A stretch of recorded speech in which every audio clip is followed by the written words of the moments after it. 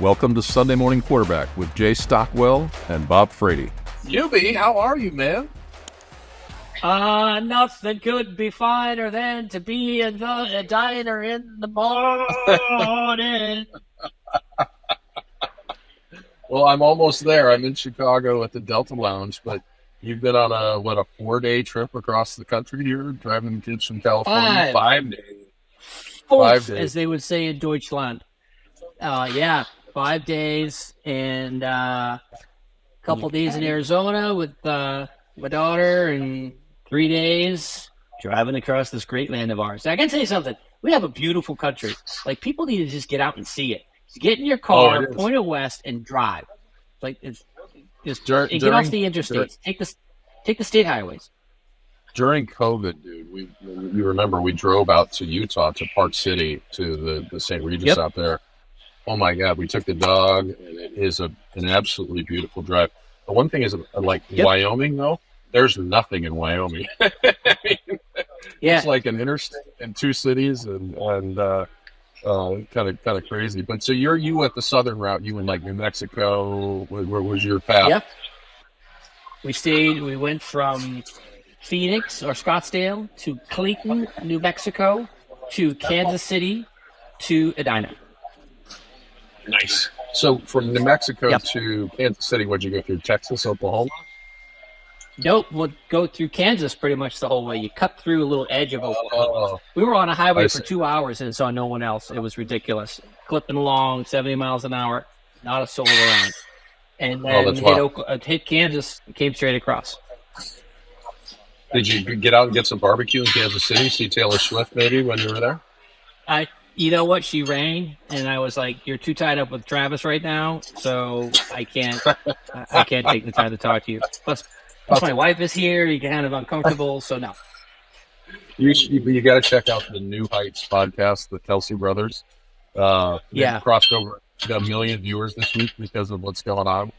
And listen, Taylor Swift supporters are like a swarm of locusts that just devour everything in their path.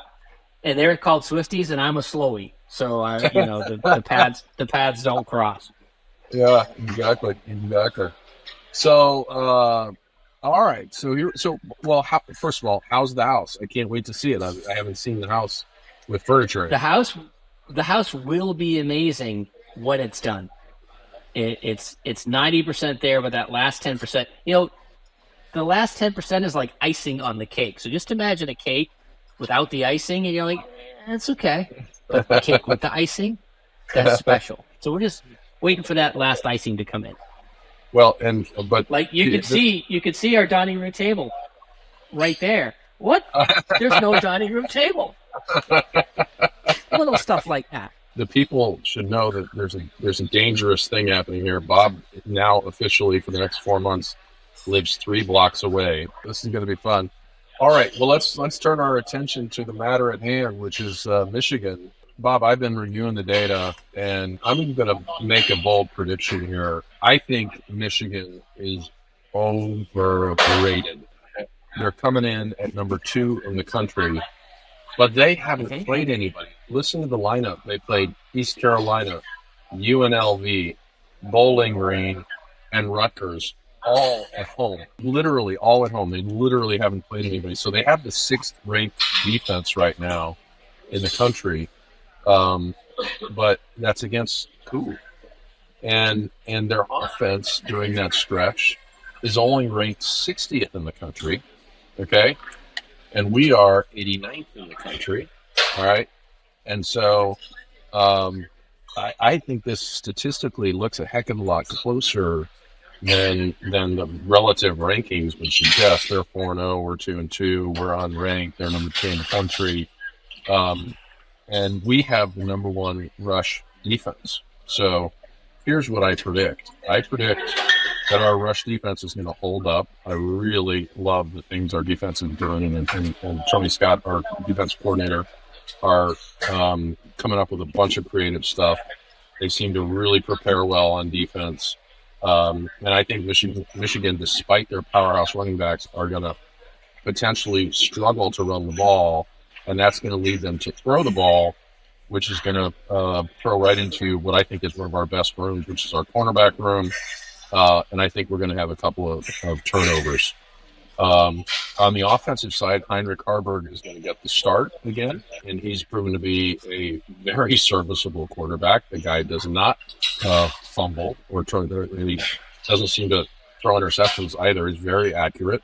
So I predict we're going to go with no turnovers again. Anthony Grant has set himself up as the alpha back, running for around 150 yards last week or 130 yards last week. And so I think that's going to continue. And I think they've figured out how to block around the corner and run the option and just run some to get runners in space. And I think we're going to have another very good day running the ball. So my prediction was that it's going to be a very low-scoring first half. It's going to be 14-14 at the end of the first half. I also think Tommy Hill is going to have a very good game. He's waiting to break out. I don't know if you know, Bob, but they're playing him on special teams, offense and defense. It's going to be 14-14 at halftime, and then the second half is going to be another similar struggle. So at the end of the game, it's going to be 28-28.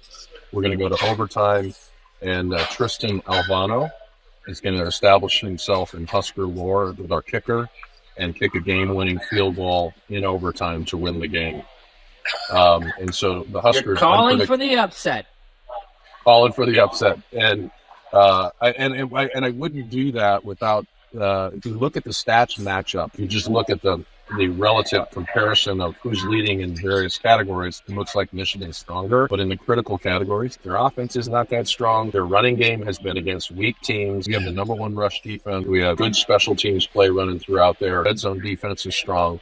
So statistically, I think we stack up really well, and I think we're going to play Michigan a lot harder than people think we are. Is that preamble or was that full amble that time? Are you able to take a breath? Because you just went full monologue right there. Like, holy cow. Now our first guest. Well, I'm glad you're enthusiastic. It's nice to see you showing some optimism for a change around the Big Red. I don't share your optimism this week. As you know, Michigan played Rutgers last week. Rutgers, who was undefeated at 3-0, who put a whooping on their Hokies in Virginia Tech. You know, Rutgers is playing some good ball, and Michigan handled them well. It was at home, understood, but I think that it will be close. I think it will be. My prediction is Michigan 21-14. Okay. See, that's how you do a preamble, right there. Boom. And that's it. That's the whole thing. There's no further analysis. Well, I think that the thing that Nebraska, there's two things. Number one, the lack of a deep ball. You know, you got to keep defenses honest to a certain point. And the second thing, which will be interesting, is to see if they actually toss the ball on an option play. Because so far, all of the option plays, which I love the option play, he hasn't tossed the ball. He's just taken off and run. And if you're scoring touchdowns, that's okay. But if not, then you got to pitch it every once in a while. So I think it'll be a real test. Bob, you called it out last week. I love the fact that Heinrich just puts his head down and runs like Forrest Gump to the end zone. I mean, the way he holds it all up high and high stepping down the Johnny, I'm coming, Johnny. I'm telling you, he's gonna break. He's gonna break around the outside on a couple of different occasions, and that's gonna be our 14 points in the first half. So I think it's gonna be a more balanced game. But glad to hear you break that down a little bit further. Well, I'd like to see at a certain point you got to play the cards that you're dealt, and the lack of a true receiver on the outside really hurts. So Satterfield isn't an option. Offensive coordinator. So they've done some work with some of the staff to try to learn a little bit more about the option. But you have a running football team right now. You have running quarterbacks, you have good backs, you have tight ends that can catch the ball, and you got a good offensive line who can push people around. So you're going to have to run the ball. The question is, what happens if you get down 14-0? Do you keep running the ball? Do you abandon it? What do you do? And that we'll be able to tell a lot about the team this week. I'm not worried about the result. I'm on my 8-4 because this is one of the 4. So I think that it should be a good game, a spirited game. I think the crowd will be excited. I don't see people rushing the field at the end of the game, but there is the possibility because it will be a close game.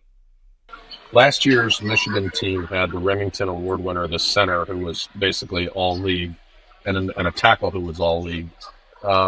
So their offensive line is it's still very good. Now the line play is what concerns me the most. And I think our team is on balance better than a year ago. And the scoring that we looked at from Pro Football Focus would indicate that as well. But that I think is going to be the biggest challenge. Can we block well enough to get Heinrich on the outside?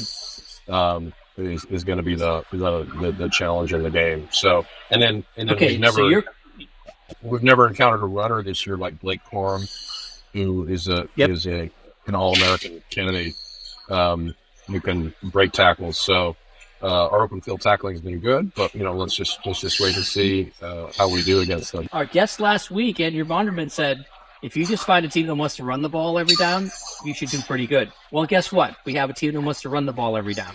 So their strength, their running game, and their defense against our strengths, our running game and our defense, should be a low-scoring, interesting game. But I still think 21-14 Michigan. Give me a score. You didn't give me a number. 31-28 in overtime with the Tristan Alvano kick. Yeah, 31-28.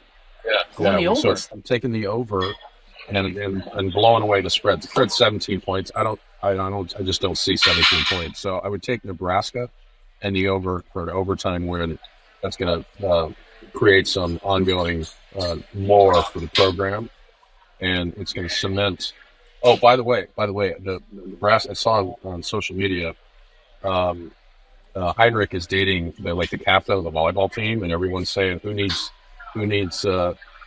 Travis Kelce and the Swifty crew. We've got our own national couple here. So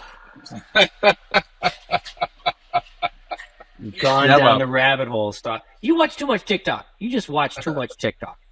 No, I watched the Kansas City game on Sunday, and that's what I watched. That tickety rock. It's like, oh my! I watched the Weather Channel the other day. I'm trying to figure out what's the weather going to be like when we're driving to Minnesota, and the weather forecaster was like, I saw Taylor Swift and Travis Kelce up there, and she had to pump 18 Taylor Swift lyrics into her weather report. I'm like, stop, you Swifties, just stop, calm down. And the volleyball team's ranked number 2, so Heinrich's gonna be flooring. He's unranked, so he's gonna try even harder in the game. So listen, nothing wrong with trying harder. And these two are going to create super Nebraska athletes for the future. So, there you go. Just decide their future. Okay, you just veered off the course. You know what? Just crash right into the ditch. HR is going to call us soon enough. So let's do this. Let's wrap it up. Stockwell thinks it's an overtime victory. I think it's a close loss. We'll see what happens, and we'll see you after the game. Hey, by the way, if you like our stuff, click subscribe wherever you get your favorite podcasts. We'll see you soon. Go Big Red.